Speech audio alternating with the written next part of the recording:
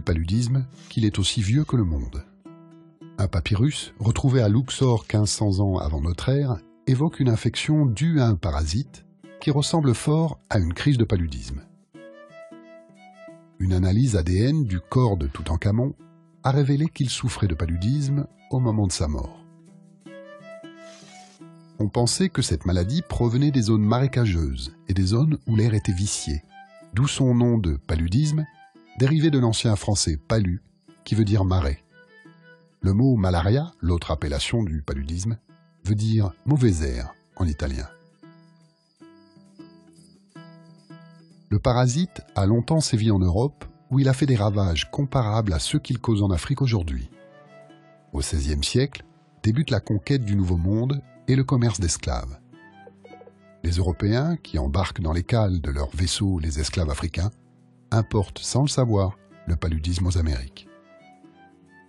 En 1630, le jésuite espagnol Don Francisco López découvre les vertus curatives de l'écorce d'un arbre du Pérou, le quinquina, déjà utilisé par les Indiens pour soigner les fièvres.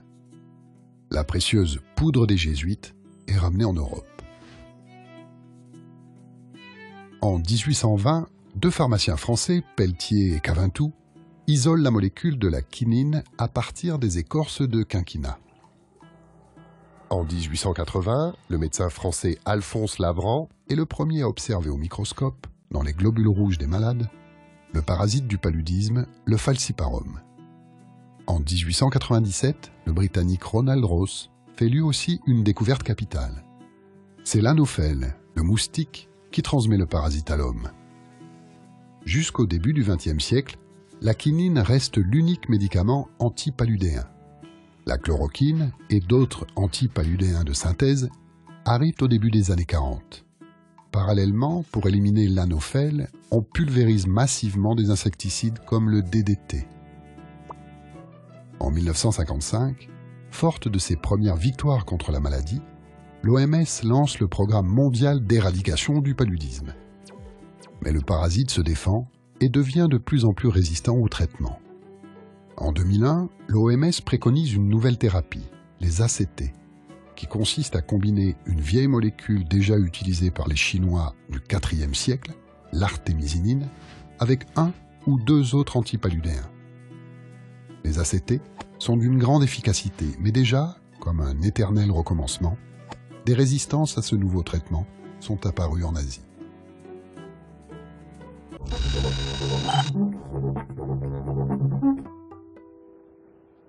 Le paludisme, ou malaria, responsable de plus de 500 000 morts par an, est la première maladie parasitaire au monde. En 2013, 198 millions de personnes ont été infectées, la plupart dans les pays pauvres. Le paludisme touche près d'une centaine de pays, particulièrement dans les zones tropicales. À elle seule, l'Afrique concentre 90% des cas de paludisme, loin devant l'Asie et le Proche et Moyen-Orient. Avec plus de 20 millions de cas, le Nigeria et la République démocratique du Congo paient le plus lourd tribut. Heureusement, depuis 10 ans, la mortalité due au paludisme a baissé de moitié dans le monde, et en particulier en Afrique. Plusieurs facteurs expliquent ces progrès. La prévention, distribution de moustiquaires, pulvérisation d'insecticides, traitement préventif des femmes enceintes, et surtout le traitement avec l'arrivée de nouvelles combinaisons de molécules, appelées ACT, basées sur l'artémisinine, issue d'une plante chinoise. Même si le nombre d'enfants infectés a lui aussi diminué de moitié, les enfants restent les principales victimes de la maladie. Chaque minute, un enfant de moins de 5 ans meurt du paludisme.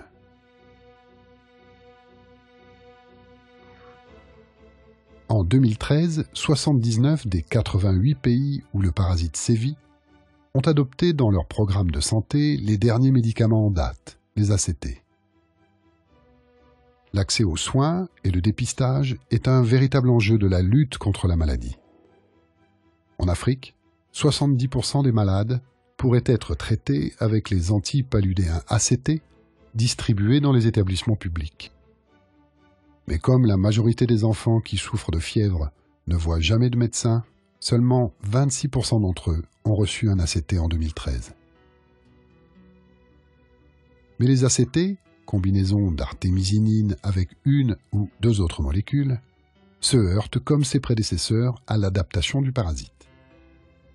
Récemment, des cas de résistance à ces ACT sont apparus au Cambodge, au Laos, en Thaïlande, au Myanmar, anciennement la Birmanie, et au Vietnam.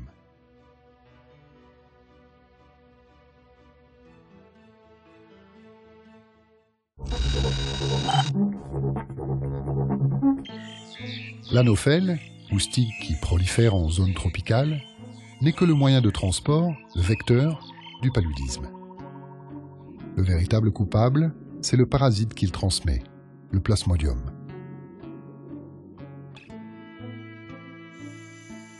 La femelle anophèle pique la nuit pour se nourrir de sang humain. Si sa victime est déjà infectée, le moustique aspire avec le sang de nombreux parasites. Une fois dans l'estomac du moustique, les parasites se reproduisent, se divisent et migrent vers les glandes salivaires. À l'occasion d'une piqûre, les parasites infesteront le sang de leur nouvelle victime. Dans le corps humain, le plasmodium entame une phase de multiples mutations. De sporozoïte, il devient trophozoïte, puis schizonte, puis mérozoïte, et enfin gamétocyte. Toutes ces métamorphoses lui permettent d'échapper au barrage dressé par le système immunitaire de ses victimes. La première destination du parasite, c'est le foie, que le parasite atteint via le sang. Ici, aucune réaction du corps humain. Le parasite peut alors tranquillement infecter les cellules du foie et se multiplier.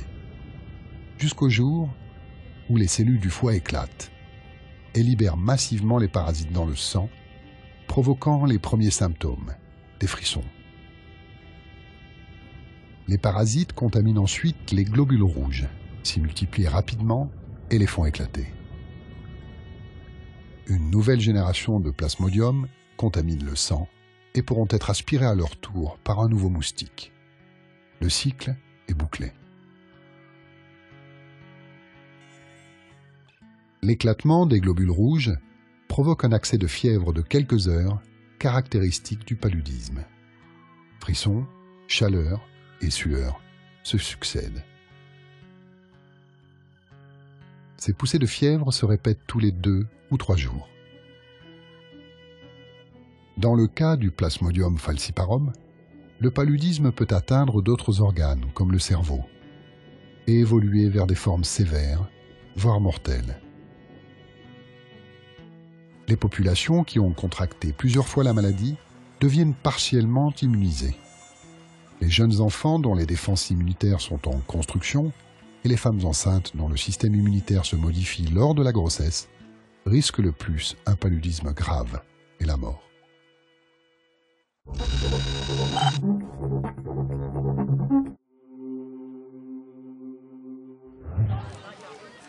Pour dépister le paludisme, il suffit de déposer sur une bandelette une goutte de sang prélevée au bout du doigt. Avec ce test rapide, les médecins peuvent agir immédiatement. Plus précis mais plus complexe, le diagnostic au microscope permet d'identifier précisément le type et le nombre de parasites. S'il n'est pas traité dans les 24 heures, le paludisme à falciparum, le plus courant, peut évoluer vers une infection sévère, voire mortelle. Mais le parasite résiste généralement au traitement basé sur une seule molécule. Le traitement le plus efficace est une combinaison de plusieurs molécules à base d'artémisinine, principe actif extrait d'une plante connue depuis plus de 2000 ans par la médecine chinoise. Le fait de combiner un dérivé de l'artémisinine à une autre molécule permet de mieux contrer le parasite. On appelle ces combinaisons les ACT. Elles sont utilisées depuis le début des années 2000.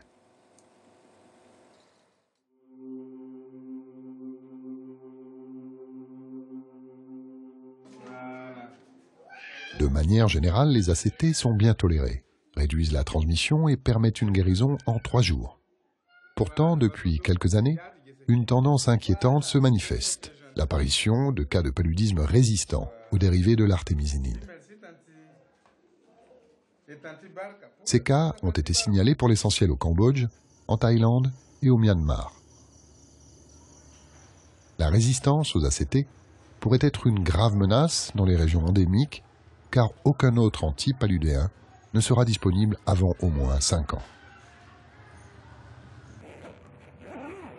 La prévention du paludisme passe essentiellement par l'emploi d'insecticides dans les maisons et l'utilisation de moustiquaires imprégnés. Depuis 2011, la chimioprévention du paludisme saisonnier pour les enfants âgés de 3 mois à 5 ans est également reconnue comme un moyen efficace au Sahel. Le même type de chimioprévention, administrée aux femmes enceintes, protège mères et enfants.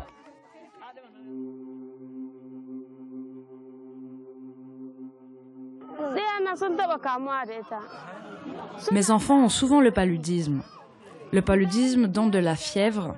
L'enfant a le corps brûlant, puis il a des convulsions, des vomissements et de la diarrhée. Nous sommes venus ici pour chercher le médicament pour la prévention du paludisme. Nous avons réalisé l'importance de ces traitements. C'est pourquoi il y a tellement de gens qui viennent le chercher. Grâce à une combinaison de médicaments antipaludéens efficaces 28 jours et distribués une fois par mois, les cas de paludisme diminuent de 80%.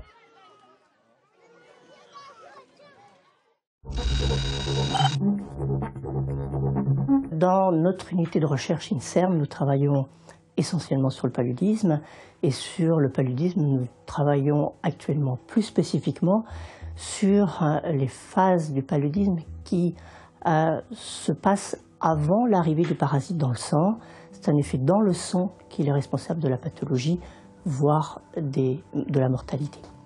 Donc notre idée, c'est d'identifier les médicaments, identifier des vaccins qui soit empêchent le parasite de pénétrer à l'intérieur du foie, qui l'empêchent de se développer dans le foie ou qui l'empêchent de sortir du foie.